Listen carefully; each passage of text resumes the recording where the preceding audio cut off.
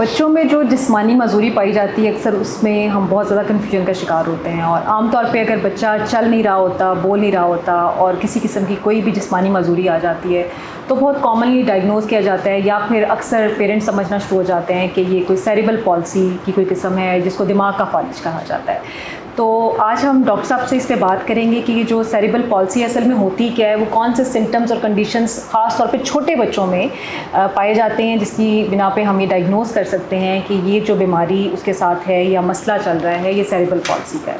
तो डॉक्टर साहब बताइए कि ये सेरिब्रल पॉल्सी के क्या इब्तदाई इलामात होते हैं, और बच्चा कौन सी ऐसी इलामात के साथ हमें नज़र आए कि हम उसे कह सकें कि ये मसला उसके साथ जो है वो दिमाग के फालिज या सेरिब्रल पॉल्सी। देखिए, हमारे यहाँ जो है ना आम तासुर, जैसे आपने कहा है कि जो बच्चा भी थोड़ा सा चल नहीं सकता वक्त पे या कोई इस किस्म का इशू आता है तो उसे लगता है कि, या लोगों को, कि इसको जो बीमारी है वो सेरिब्रल पॉल्सी है।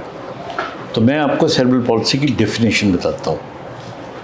सेरिब्रल पॉल्सी की डेफिनेशन ये है कि अगर किसी बच्चे के ब्रेन में खून की या ऑक्सीजन की कमी हो, माँ के पेट में होते हुए या डिलीवर होते हुए या डिलीवरी के फ़ौरन बाद, यानी खून की या ऑक्सीजन की कमी ब्रेन में हो जी, और ये प्री नेटल यानी अब माँ के पेट में है, पेरीनेटल जब ये वारिद हो रहा है, एंड पोस्ट नेटल जब ये आ चुका है दुनिया में। हाँ, तो इस वक्त अगर इसको ये नुक्स हो और ब्रेन में ऑक्सीजन कम होती है तो इसे हम सेरिब्रल पॉल्सी कहते हैं। वरना इसके अलावा जो और कंडीशन होती हैं वो सेरिब्रल पॉल्सी नहीं होती। जी डॉक्टर साहब, अक्सर जैसे आपने ये ऑक्सीजन की कमी की बात की, तो क्या ऑक्सीजन की कमी होने से सेरिब्रल पॉल्सी के अलावा भी, यानी पैदाइश के वक्त या फ़ौरन बाद जैसे बच्चे में अक्सर ऑक्सीजन की कमी हो सकती है, तो क्या सेरिब्रल पॉल्सी के अलावा भी कोई और मजूरी जो है वो आ सकती है ये बिल्कुल ऑक्सीजन की कमी की वजह से? बिल्कुल आ सकती है। अब देखिए ना, ये तो एक वजह होगी ना सेरिब्रल पॉल्सी की, जो कि अब सेरिब्रल पॉल्सी के अलावा मिसाल के तौर पे जेनेटिकली अगर कोई बीमारी हो पेशेंट को, बहुत सारी बीमारी हैं जो जेनेटिक मायोपैथी, कंजेंटल मायोपैथी कहते हैं, पट्टों की बीमारी होती है पैदाइशी तौर के ऊपर, उसके अंदर भी बच्चा बहुत देर से बैठता है या नहीं बैठता या चलता भी नहीं है या बहुत मुश्किल से चलता है, but that's not cerebral palsy. बिल्कुल। तो हमें उसका इलाज और इसका डिफरेंट होता है। फिर इसी तरह हमारे यहाँ बहुत सी मेटाबॉलिक डिसऑर्डर्स होते हैं, यानी कुछ बच्चों के अंदर शुगर्स की कमी होना, जो इलेक्ट्रोलाइट्स हैं उनकी कमी होना, उनकी वजह से ये कंडीशन होती है कि वो उठ नहीं सकते, बैठ नहीं सकते, क्राई नहीं कर सकते। तो इसलिए जो सेरिब्रल पॉल्सी है इसका 5-6 और बीमारियों से डिफरेंशियल डायग्नोसिस कर लेना चाहिए। बाज़ वक़्त ये भी होता है कि जो माँ होती है उसको अगर कोई बड़ी बीमारी हो, लाइक बहुत सीवियर किस्म की डायबिटीज़ हो, या बाज़ वक़्त उसको एपिलेप्सी की बीमारी हो और उसने वो दवाइयाँ खाई हों, तो उन दवाइयों का असर भी इसके ऊपर पड़ जाता है। फिर इसी तरह एक बड़ा छोटा सा चीज़ है जिसको हम फॉलिक एसिड कहते हैं। अगर माएँ प्रेगनेंसी में फॉलिक एसिड नहीं खाती, इस्तेमाल करती, तो उनके यहाँ माइक्रोसेफली यानी छोटे सर वाले बच्चे पैदा हो सकते हैं, या ऐसे बच्चे पैदा हो सकते हैं कि जिनके सर भी ठीक है, ज़हानत भी ठीक है, लेकिन कमर की हड्डी पे एक फोड़ा होता है, इसको स्पाइना बाइफिडा कहते हैं।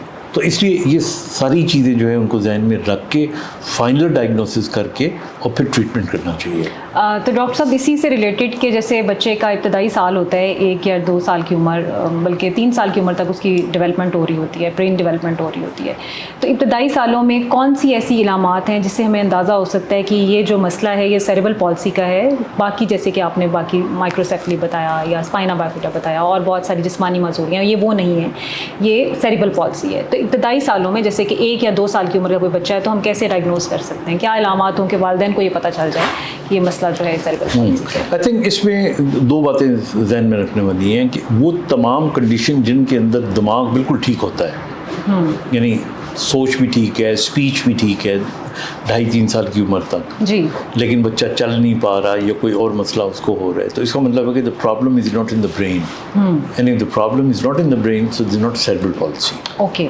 इसके अंदर मायोपैथी हो सकती है, कोई सीवियर न्यूरोपैथी हो सकती है, तो इस किस्म की कोई बीमारी हो सकती है, स्पाइना बाइफिडा हो सकता है। लेकिन वो बच्चे जो पैदाइश से लेके 2-2.5 साल की उम्र तक पूरा वक्त पे बैठते नहीं हैं, चलते नहीं हैं, डिलेड माइलस्टोन्स होते हैं। उनके अंदर भी 2 कैटेगरीज होती हैं। एक कैटेगरी होती है जिनमें ब्रेन ठीक रहता है, मतलब सीपी के अंदर एक कंडीशन होती है जिसको हम कहते हैं डाइप्लीजिक सेरेब्रल पॉल्सी। उसमें दोनों टांगें इफेक्ट होती हैं, ब्रेन नहीं होता। यानी डाइप्लीजिक सेरेब्रल पॉल्सी के जो पेशेंट हैं वो डॉक्टर भी बन जाते हैं, इंजीनियर्स बन जाते हैं। इसी तरह जो हेमीप्लीजिक यानी एक साइड इफेक्ट होती है, उसमें बाज़ औक़ात ब्रेन को एज सच सोचने में, समझने में, पढ़ने में, लिखने में कोई हर्ज नहीं होता। सो दैट इज़ वही, यानी तो उसका ट्रीटमेंट अलग हो जाता है। लेकिन जो हमारे यहाँ सीवियर बच्चे आते हैं उनके अंदर फिर ये मोटर जो उनके माइलस्टोन्स होते हैं वो डिलेट होते हैं, उनके अंदर स्पीच डिले होती है, और जाहिर है उनमें से बच्चे ऐसे होते हैं जिनके अंदर फिर साइकेट्रिक डिसऑर्डर्स भी होते हैं। जी डॉक्टर साहब ये भी बताएं हमें कि जब हम इसकी ट्रीटमेंट की बात करते हैं तो ट्रीटमेंट ऑप्शंस में इस वक्त हमारे पास कौन सी ट्रीटमेंट ऑप्शंस हैं? जैसे आमतौर पे बुटॉक्स का जिक्र किया जाता है, स्टेम सेल थेरेपी भी एक कहा जाता है कि भी किसी हद तक उन्हें फ़ायदा दे सकती है। तो क्या ये ऐसी ट्रीटमेंट्स जो हैं उनकी स्पाज़म को ख़त्म करने के लिए, उनकी स्पास्टिसिटी को ख़त्म करने के लिए, बेहतर करने के लिए क्या फ़ायदेमंद हो सकती हैं? देखिए, माँ बाप को बड़ा क्लियरली डॉक्टर से डिस्कस करना चाहिए कि अगर हम इसका ट्रीटमेंट कर रहे हैं तो हमारा मकसद क्या है ट्रीटमेंट का। अब अगर माँ बाप ये समझें कि जी कोई ट्रीटमेंट हम देंगे जिसमें सीपी का जो पेशेंट है उसका ब्रेन ठीक हो जाएगा और वो नॉर्मल हो जाएगा, तो दिस इज़ रॉन्ग। अगर कोई डॉक्टर क्लेम करे तो वो भी गलत कह रहा है, और माँ बाप जिनकी ख्वाहिश होती है कि हम ऐसी बात सुने वो भी गलत होता है। ये डिपेंड करता है। अब ज़्यादातर जो बच्चे सीपी के होते हैं वो स्पास्टिक होते हैं, अकड़ाव होता है उनकी बॉडी में। तो जो ट्रीटमेंट का डायरेक्ट मकसद होता है वो अकड़ाव कम करना। उसके लिए फिजियोथेरेपी की ज़रूरत होती है, उसके लिए मेडिसिन की ज़रूरत होती है, और बहुत सीवियर जो पट्टे होते हैं, जैसे आज भी आपने देखा मैंने इंजेक्ट किया, वो बुटॉक्स होता है। हमारे यहाँ बुटॉक्स का जो इंजेक्शन है बेसिकली ये बना इस बीमारी के लिए था, लेकिन बाद में चूंकि ये झुर्रियाँ भी कम कर देता है तो ज़्यादा कॉस्मेटिक जो प्रैक्टिस है वो उसके अंदर लोगों ने इस्तेमाल करना शुरू कर दिया। But that's basically meant for spasticity. जहाँ तक रह गया स्टेम सेल थेरेपी का ताल्लुक, तो स्टेम सेल थेरेपी का यहाँ कुछ रोल है, मतलब सेरेब्रल पॉल्सी के पेशेंट्स के अंदर। But again as I said कि जी since it's not FDA approved, so I think हम सारे डॉक्टर जो रजिस्टर्ड हैं वी डोंट रिकमेंड कि इट शुड बी डन। आप फिजियोथेरेपी करवाएं, पेरेंट्स की गाइडेंस करें।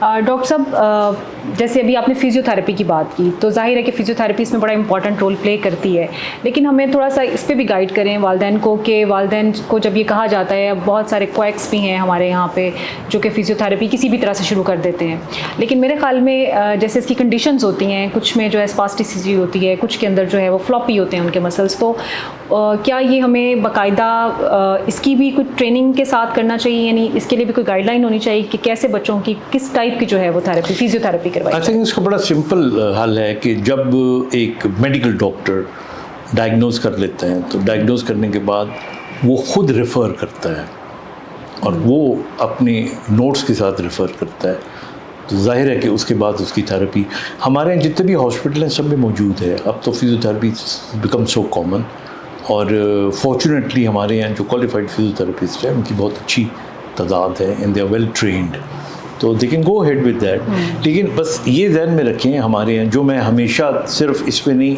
हर बात में कहता हूँ, हमारे जो बच्चे हैं उनके पेरेंट्स जो मीडियोकर हैं जी, उनका हर रोज़ उस बच्चे को ले के जाना बड़ा मुश्किल होता है। 1 घंटे का सफ़र, फिर वहाँ पैसे देना, फिर वापस आना, तो वो बाज़ औक़ात 50-60 हज़ार रुपये महीने का उतनी तनख्वाह नहीं होती जितना उनका, और उनको लगता है कि इसके बगैर गुजारा नहीं होगा। तो उनके अंदर फिर हम उनको होम फिजियोथेरेपी प्रोग्राम सजेस्ट करते हैं। म्यो हॉस्पिटल में होम बेस्ड थेरेपी, म्यो हॉस्पिटल में जो हमारा सेंटर था उसके अंदर हम मदर डॉक्टर प्रोग्राम रन कर रहे थे, अब भी कर रहे हैं जी, ताकि वी ट्रेन द मदर्स कि ये चीज़ें आप खुद करें, और फिर 1 महीने 2 महीने के बाद आके अपने डॉक्टर को जी दिखा डॉक्टर साहब, बस मैंने एक सवाल इसीलिए पूछा कि हमारे पास भी जब ऐसे वालिदैन आ रहे होते हैं, ऐसे बच्चों के वालिदैन, तो वो अक्सर हमें ये बता रहे होते हैं कि हमने इनकी मालिश शुरू की हुई है और हम फ़लाँ जगह से करा रहे हैं और फ़लाँ से करा रहे हैं। तो इसलिए मेरे ख्याल में वालिदैन को ये समझना बड़ा ज़रूरी है कि ये कोई आम बीमारी नहीं है, मतलब जैसे किसी का कोई पट्टा खिंच जाना या कुछ ऐसी किसी के साथ कोई मसला हो जाना। इसमें आपको बाकायदा, जैसे डॉक्टर साहब ने बताया कि जो डॉक्टर है उसकी रिकमेंडेशन के मुताबिक आपको फ़िज़ियोथेरेपी का भी इंतखाब करना चाहिए। Thank you very much doctor साहब। मेरे ख्याल में CP के हवाले से वालिदैन का ये कॉन्सेप्ट भी क्लियर हुआ होगा कि बच्चे के अंदर क्या अलामात हों तो हमें अंदाज़ा हो सकता है कि हमारा बच्चा जो है वो सेरेब्रल पॉल्सी के साथ है। और फिर आपने जैसे बताया, माओं को बताया कि उन्होंने क्या थोड़ी सी एहतियाती तदाबीर करनी है कि ड्यूरिंग प्रेगनेंसी किस चीज़ का ख्याल रखा जाए कि इस तरह की जो कंडीशंस हैं उनसे बचा जा सके, और साथ ही साथ उनकी मेडिकल ट्रीटमेंट में जो बोटॉक्स है उसका क्या रोल है। So thank you very much doctor साहब अगेन।